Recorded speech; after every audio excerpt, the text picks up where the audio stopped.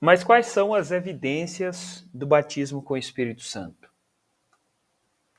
Nós podemos colocar essas evidências do batismo com o Espírito Santo, organizar ela em 4 etapas: convicção, arrependimento, confissão, e um outro sinal do batismo com o Espírito Santo é a santificação. Como que a gente organiza esses 4 primeiros pontos? Porque também tem os dons espirituais que servem para o serviço da igreja, né? Isso aí também é uma evidência. Mas esses 4 pontos, como que nós conseguimos organizá-los? A convicção. Eu trouxe aqui um versículo que demonstra esses 3 primeiros pontos: convicção, arrependimento e confissão. Está escrito lá em Atos 2, verso 37 a 38, que lembramos aqui que Atos 2 foi quando o Espírito Santo desceu. Muitas pessoas de diversas nações estavam ali, celebrando a festa de Pentecostes, e de repente muitos são envolvidos em línguas estranhas. O Espírito Santo desce. É a chegada triunfal do Espírito Santo. E quando eles ouvem a mensagem de Pedro, a pregação de Pedro, informando o que tinha acontecido com o Senhor Jesus e quem eram os responsáveis pela sua morte, ou seja, os próprios judeus, que ele pregou, as pessoas, está escrito assim, ouvindo eles isto, compungiram-se, ou seja, eles foram constrangidos, compungiram-se em seu coração. Eles receberam a convicção de que eles estavam em pecado.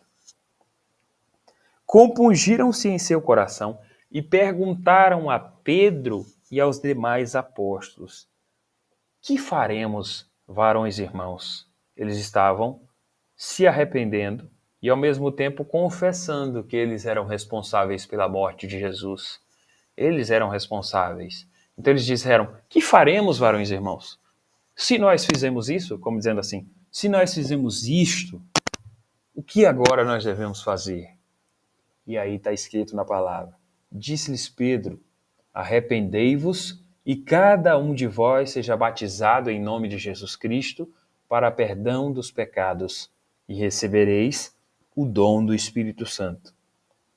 Olha só, aqui englobou, primeiro eles foram compungidos, eles foram constrangidos, eles manifestaram o sinal inicial de arrependimento. E logo eles confessaram: que faremos, varões e irmãos? Porque se eles precisavam fazer alguma coisa, é porque eles tinham se sentido responsabilizados pela morte de Jesus. E aí Pedro já lhes oferece o arrependimento e o batismo em nome de Jesus Cristo, para perdão dos pecados. Só que depois do batismo, aí vem uma segunda evidência que é clara para nós e todos nós precisamos dela, que é a santificação. Como assim o Espírito Santo habita em mim e eu não tenho desejo de me santificar? Tem alguma coisa errada. Se eu não tenho desejo de me santificar, é sinal de que o Espírito Santo não habita em mim. Como está escrito na carta de Paulo aos Romanos, no verso 5 e verso 8 a 9. Diz assim: porque os que são segundo a carne inclinam-se para as coisas da carne, mas os que são segundo o Espírito, para as coisas do Espírito. Portanto, os que estão na carne não podem agradar a Deus. Vós, porém, não estáis na carne, mas no Espírito, se é que o Espírito de Deus habita em vós. Mas, se alguém não tem o Espírito de Cristo, esse tal não é dele. Isso quer dizer o quê? Se nós temos o Espírito de Cristo, não vamos praticar as obras da carne. Logo, nós vamos buscar nos santificar pelo poder da palavra de Deus. Fora disso, não existe uma fé verdadeira. Não é que nós somos perfeitos, né? Não é que nós não cometemos erros, mas nós iremos buscar constantemente na nossa caminhada cristã, sermos semelhantes ao nosso Senhor. E a partir desse trajeto, dessa caminhada, às vezes até antes, porque o habitar do Espírito Santo em nós, ele é confirmado a partir do batismo. Igual nós vemos aqui, olha, é confirmado a partir do batismo. Mas antes veio o arrependimento e veio a convicção de pecado. Então, como aconteceu com Cornélio, lá em Atos 11, que antes deles serem batizados, eles receberam o dom do Espírito Santo, que naquela ocasião foi o dom de novas línguas, porque era o dom que evidenciava a descida do Espírito Santo, naquele caso específico ali sobre os gentios. Então o Senhor, além de nos preparar em santificação, ele também derrama os seus dons espirituais para que nós possamos seguir firmes na caminhada e poder servir a igreja também através desses dons. Agora, ficou uma dúvida ali. O que é o batismo com fogo? O que significa isso? E eu já dei uma pincelada ali em cima, mas o batismo com fogo significa ao mesmo tempo purificação e juízo. E para que nós possamos entender por que tem esses dois significados, eu trouxe aqui 2 versículos da palavra de Deus. Um em Malaquias 3, versículo 2, que diz assim: Mas quem suportará o dia da sua vinda? E quem subsistirá quando ele aparecer? Porque ele será como o fogo do ourives e como o sabão dos lavandeiros. Então, quando João ele traz a ideia de fogo, ele cita 2 situações ao mesmo tempo. Ele fala de purificação para aqueles que são batizados com o Espírito Santo, mas ele fala também de fogo para aqueles que serão como palha no dia do juízo, como nós lemos ali em cima, em Mateus 3.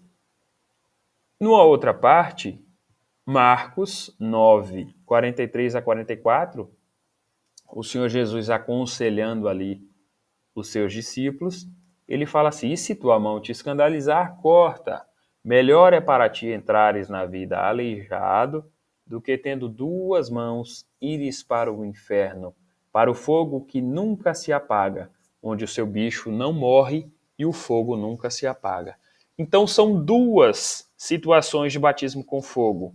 O batismo da purificação, que é para os santos, os salvos, e o batismo de condenação, que é para aqueles que rejeitaram o santo evangelho. Agora, mais uma dúvida aqui. Todo batizado nas águas tem o Espírito Santo? Tem o batismo no Espírito Santo? Será que todos os que descem as águas do santo batismo têm o batismo no Espírito Santo? Não exatamente. Porque o batismo na água, ele é a representação da entrada na aliança, certo? Mas nem todos os que descem as águas têm a convicção, têm o arrependimento. Nem todos. Às vezes as pessoas descem porque se emocionaram em ver tantas pessoas descendo nas águas, ou porque tem algum interesse num dom específico. E para isso eu trouxe aqui 2 exemplos. O primeiro é de Ananias e Safira. Eles provavelmente tinham sido batizados ali nas primeiras conversões, mas quando os discípulos estavam reunindo seus bens para poder viver em comunidade mesmo, Ananias e Safira venderam a propriedade e mentiram a respeito do preço. Olha, se nós formos entender pela palavra de Deus, não tinha necessidade de Ananias e Safira ter vendido. Eles não eram obrigados a depositar todo o valor ali para os apóstolos. Só que, por eles terem mentido, olha, eles poderiam ter falado: a gente vendeu por 100, nós vamos contribuir com 50. Mas não. Eles falaram: olha, nós vendemos por tanto, e mentiram ao Espírito Santo. Aquele pecado foi tão grave e serviu de tão grande demonstração para a igreja naquele momento, que eles foram levados à morte, tanto Ananias quanto Safira. Eles não tinham o Espírito Santo, porque eles estavam causando um grande problema. Se naquele momento Ananias e Safira tivessem sido poupados, a igreja já entraria em caos por ali. E não é que faltou problema, não. Teve muitos problemas, mas esse foi um dos problemas que foi tratado. E tanto é que Pedro também recebeu grande autoridade a partir daquilo, porque as pessoas reconheciam que o Espírito Santo estava sobre Pedro.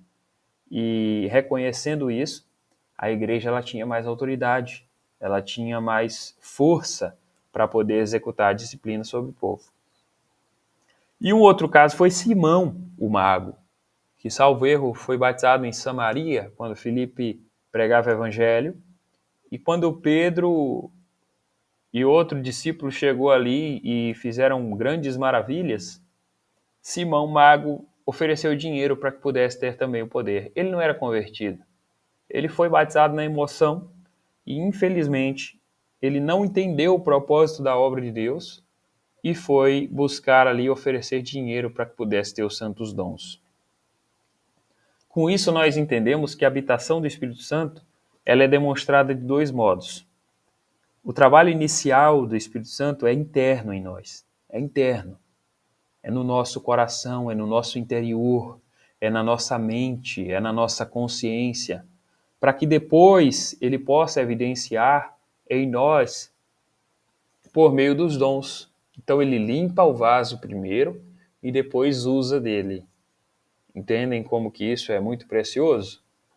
E isso nos conforta porque nós entendemos aqui que os dons eles não são usados de qualquer maneira. Eles devem ser usados com responsabilidade. E nós vamos aprender um pouco disso daqui um pouco.